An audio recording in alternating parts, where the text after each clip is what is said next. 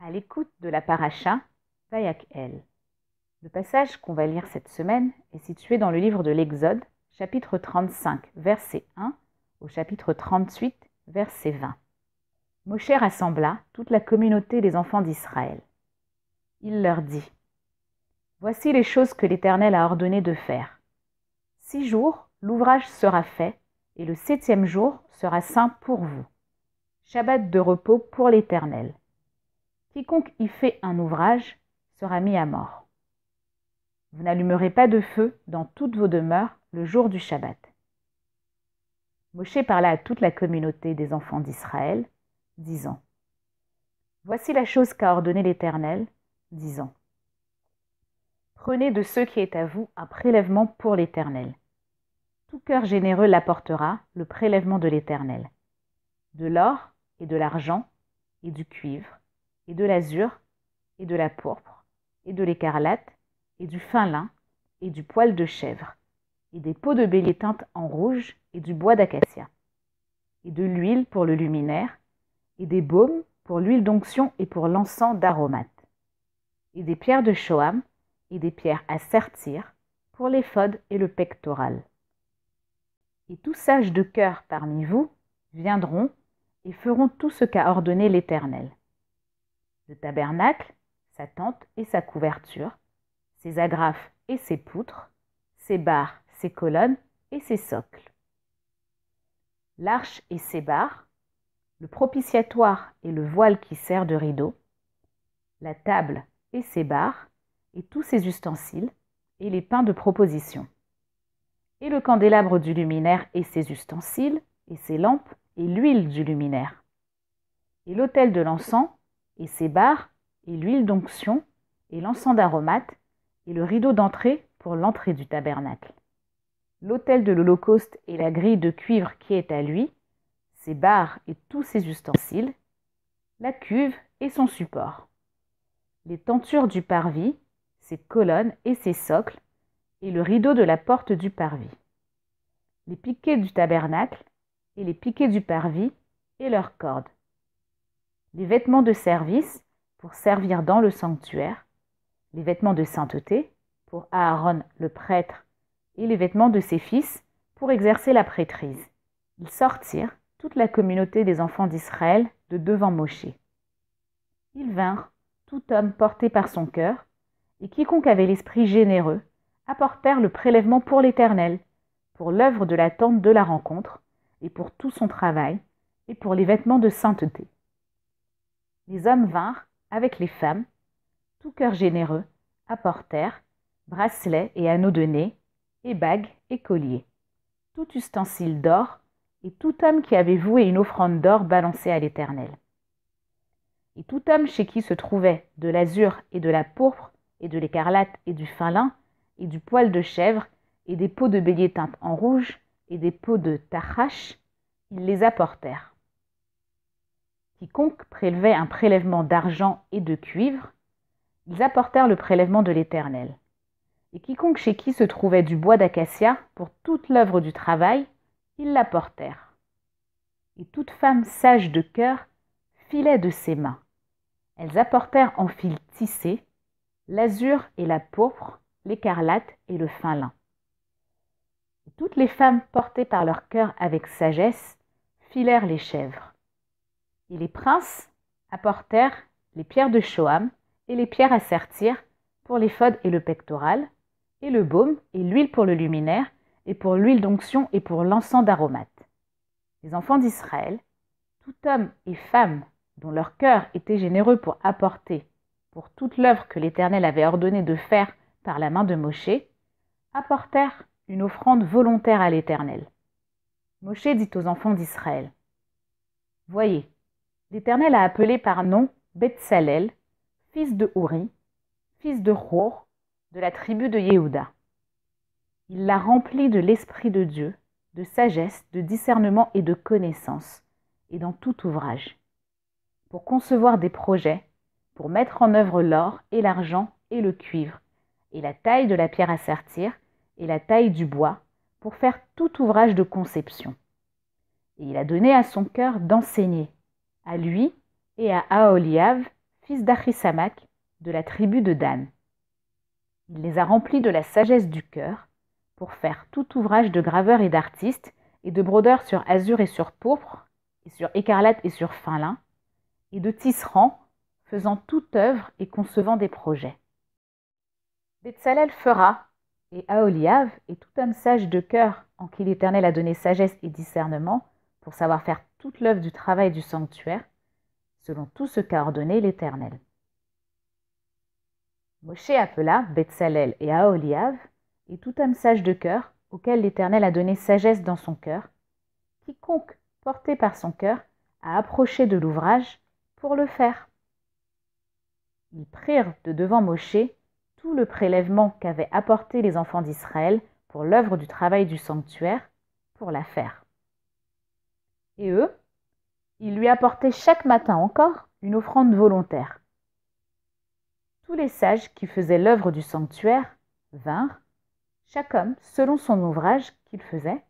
Ils dirent à Moshe, disant, « Ils apportent, le peuple, beaucoup plus que nécessaire au travail de l'œuvre que l'Éternel a ordonné de faire. » Moshe ordonna, et on fit passer une annonce dans le camp, disant, « Hommes et femmes ne feront plus d'ouvrage pour le prélèvement du sanctuaire. » Le peuple cessa d'apporter. Et l'ouvrage était suffisant pour eux, pour faire toute l'œuvre, et il en resta. Ils firent, tous les sages de cœur, parmi ceux faisant l'œuvre du tabernacle, 10 tentures de fin lin tordu et d'azur et de pourpre et d'écarlate. On les fit avec des chérubins, œuvre d'artiste. Longueur d'une tenture, 28 coudées, et largeur, 4 coudées pour une tenture. Une même mesure pour toutes les tentures. Il joignit les 5 tentures une à une.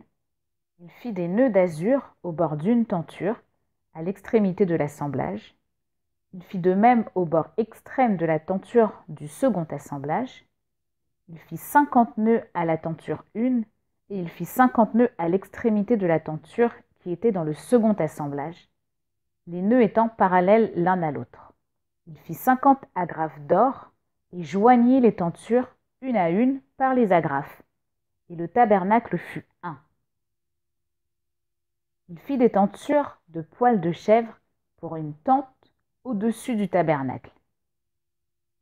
Il fit 11 tentures. Longueur d'une tenture, 30 coudées, et 4 coudées la largeur d'une tenture. Une même mesure pour toutes les tentures. Il joignit 5 tentures à part et 6 tentures à part.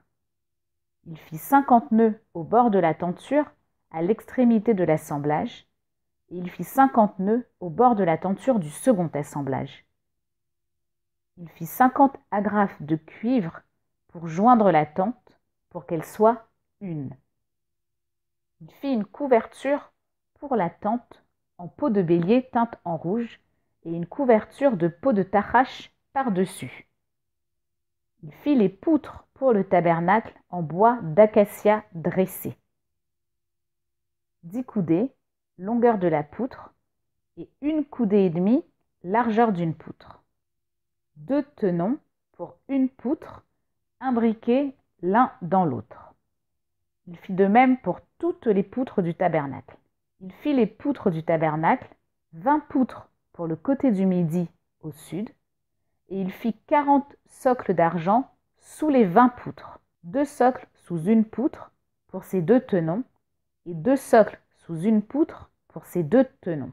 Et pour le deuxième côté du tabernacle, pour le côté nord, il fit 20 poutres, et leurs 40 socles d'argent, 2 socles sous une poutre et 2 socles sous une poutre. Et pour le fond du tabernacle, à l'ouest, il fit 6 poutres. Et il fit 2 poutres pour les angles du tabernacle au fond. Elles étaient jumelées par le bas, et ensemble, elles étaient unies au sommet par un anneau. Ainsi fit-il pour les deux aux 2 angles. Il y avait 8 poutres et leurs socles d'argent, 16 socles, 2 socles, 2 socles, sous une poutre. Il fit des barres en bois d'acacia, 5 pour les poutres d'un côté du tabernacle, et 5 barres pour les poutres du second côté du tabernacle, et 5 barres pour les poutres du tabernacle au fond, à l'ouest. Il fit la barre du milieu pour traverser à l'intérieur des poutres d'un bout à l'autre. Et il recouvrit les poutres d'or, et il fit leurs anneaux en or, en logis pour les barres. Il recouvrit les barres d'or. Il fit le voile d'azur, de pourpre et d'écarlate, et de fin lin tordu. Il le fit avec des chérubins, œuvre d'artiste. Il lui fit 4 colonnes d'acacia. Il les recouvrit d'or, leurs crochets étant en or. Il leur fondit 4 socles d'argent. Il fit un rideau d'azur et de pourpre et d'écarlate et de fin lin tordu pour l'entrée de la tente, œuvre de brodeur, et ses 5 colonnes et ses crochets, et il recouvrit leurs sommets et leurs attaches d'or, et leurs 5 socles de cuivre.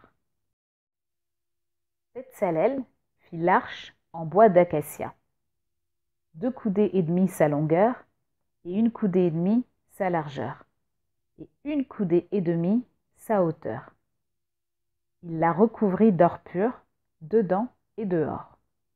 Il lui fit une bordure d'or tout autour. Il fit fondre pour elle 4 anneaux d'or à ses 4 coins, et 2 anneaux sur un de ses côtés, et 2 anneaux sur son second côté. Il fit des barres en bois d'acacia, et les recouvrit d'or. Il introduisit les barres dans les anneaux sur les côtés de l'arche pour porter l'arche. Il fit un propitiatoire d'or pur, de 2 coudées et demie sa longueur, et d'1 coudée et demie sa largeur. Il fit 2 chérubins. Il les fit d'or battu, issus des 2 extrémités du propitiatoire. Un chérubin à l'extrémité-ci et un chérubin à l'extrémité là. Il fit les chérubins comme sortant du propitiatoire à ses 2 extrémités. Les chérubins avaient les ailes étendues vers le haut, couvrant de leurs ailes le propitiatoire, et leurs faces tournées l'une vers l'autre. Les faces des chérubins étaient tournées vers le propitiatoire. Il fit la table en bois d'acacia, 2 coudées sa longueur et 1 coudée sa largeur, et 1 coudée et demie sa hauteur. Il la recouvrit d'or pur. Il lui fit une bordure d'or tout autour. Il lui fit un rebord d'1 palme tout autour. Il fit une bordure d'or pour le rebord autour. Il fit fondre pour elle 4 anneaux d'or. Il mit les anneaux aux 4 coins de ses 4 pieds. Les anneaux étaient contre le rebord, en logis pour les barres, pour porter la table. Il fit les barres en bois d'acacia. Il les recouvrit d'or pour porter la table. Il fit les ustensiles qui sont sur la table, ses plats et ses cuillères et ses vases et les gobelets avec lesquels on fait les libations en or pur. Il fit le candélabre. En or pur battu, il fit le candélabre. Son pied et sa tige, ses calices, ses boutons et ses fleurs faisant corps avec lui.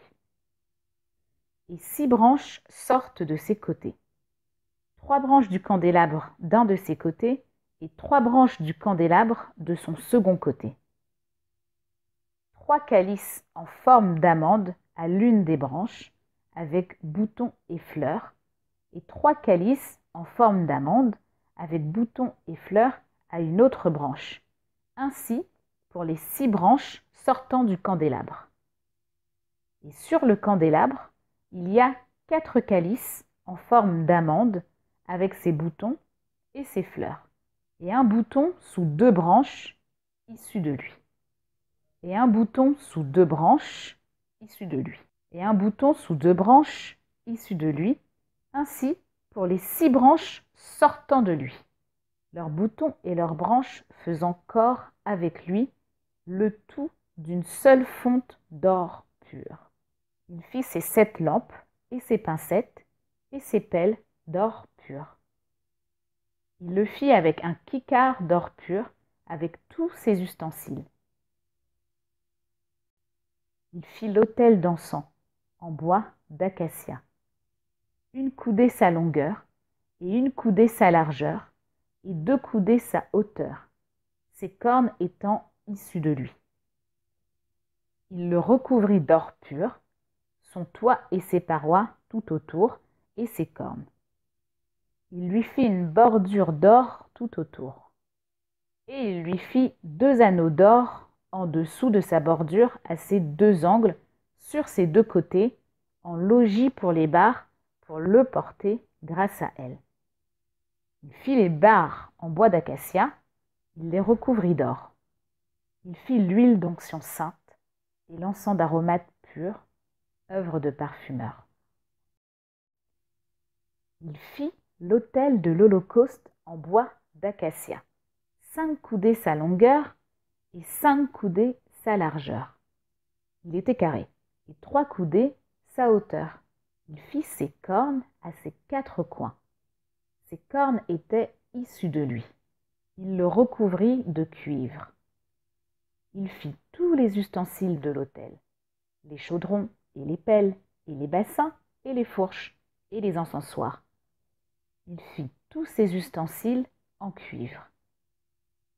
Il fit pour l'autel une grille, ouvrage en treillis de cuivre, sous son contour, depuis le bas jusqu'à son milieu.